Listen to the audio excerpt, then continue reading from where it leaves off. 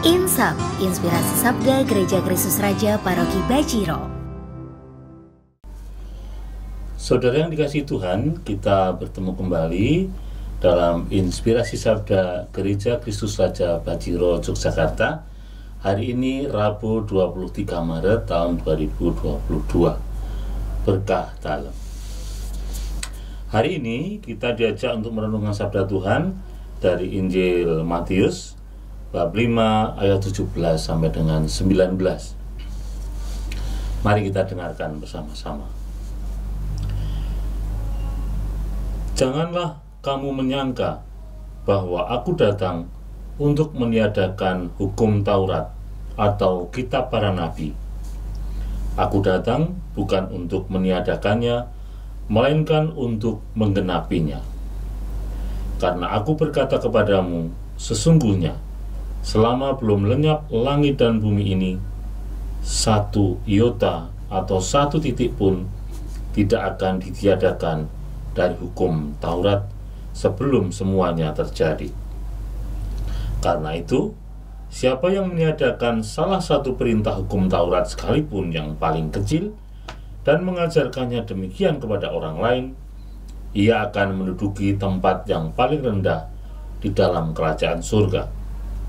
Tetapi siapa yang melakukan dan mengajarkan segala perintah-perintah hukum Taurat, ia akan menduduki tempat yang tinggi di dalam kerajaan surga. Demikianlah Injil Tuhan. Saudara yang dikasihi Tuhan, Taurat dikatakan sebagai hukum, dan dalam kehidupan kita sehari-hari kita juga dihadapkan pada hukum positif yang ada di negara kita ini. Hukum dibuat untuk mengatur kehidupan manusia supaya menjadi lebih baik, tertata, dan tidak saling melanggar hak satu sama lain. Kenapa Tuhan Yesus mengatakan bahwa ia datang bukan untuk meniadakan hukum Taurat tetapi untuk menggenapinya? Karena selama ini hukum Taurat dipandang hanya sebagai aturan belaka, dan banyak yang akhirnya tidak dilaksanakan. Maka Tuhan Yesus mengatakan, ya untuk apa hukum Taurat ini ditiadakan, belum dilaksanakan. Setelah dilaksanakan, dihayati dalam kehidupan sehari-hari, barulah hukum Taurat itu mendapatkan fungsinya yang sebenarnya. Maka saudara, Tuhan Yesus datang bukan dengan peraturan-peraturan baru yang meniadakan hukum Taurat, tapi justru untuk melengkapi dan bahkan memperkuat apa yang sudah diatur dalam hukum Taurat. Maka kehadiran Tuhan Yesus yang adalah firman, kemudian kita sebut sebagai isi dari perjanjian baru, itu sama sekali bukan untuk menghilangkan apa yang ada dalam hukum Taurat, tetapi sekali lagi justru untuk menggenapinya. Ya, kadang-kadang dalam kehidupan kita sehari-hari kita pun memperlakukan kitab suci itu sebagai hukum atau sebagai aturan-aturan kaku yang kemudian justru banyak dimanfaatkan untuk kepentingan pribadi. Ya, kalau orang mengatakan orang banyak memanfaatkan agama untuk kepentingan pribadi, dan saat ini itu terjadi.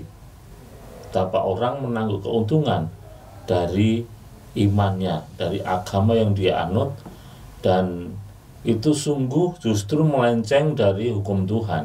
Ya.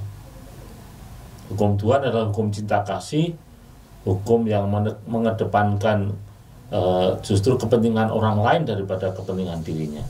Maka ketika ada orang yang memanfaatkan hukum Tuhan itu untuk kepentingannya sendiri, itu sudah jelas menyalahi apa yang sebenarnya harus dilakukan dengan ajaran Tuhan atau hukum Tuhan. Maka saudara, saya mengajak Anda sekalian untuk mentaati sabda Tuhan, baik yang ada di hukum Taurat, perjanjian lama maupun perjanjian baru, sebagai pedoman untuk melangkah dan secara konkret melaksanakannya dalam kehidupan sehari-hari.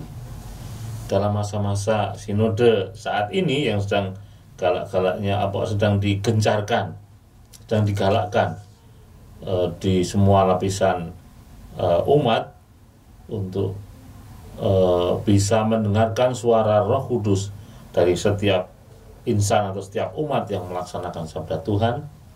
Kita ditantang untuk sungguh menggunakan sabda sebagai pedoman, pegangan, berkarya di tengah-tengah masyarakat. Ini bukan tantangan yang mudah, karena banyak orang merasa sudah selesai ketika pergi ke gereja dan merayakan Ekaristi, mendengarkan sabda, berdoa.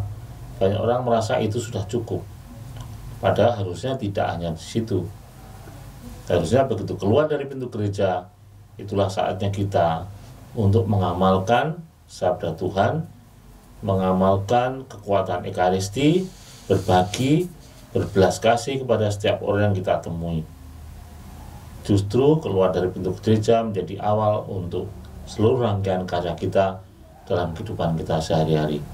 Terlebih di masa pandemi ini, banyak orang butuh pertolongan, banyak orang butuh bantuan.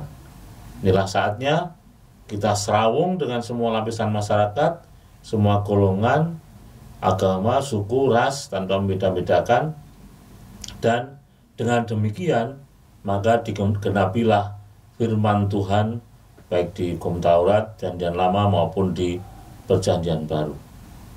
Bahwa kita berpegang teguh pada sabda Tuhan, merenungkannya, meresapkannya, dan yang terakhir, mengamalkannya dalam kehidupan sehari-hari.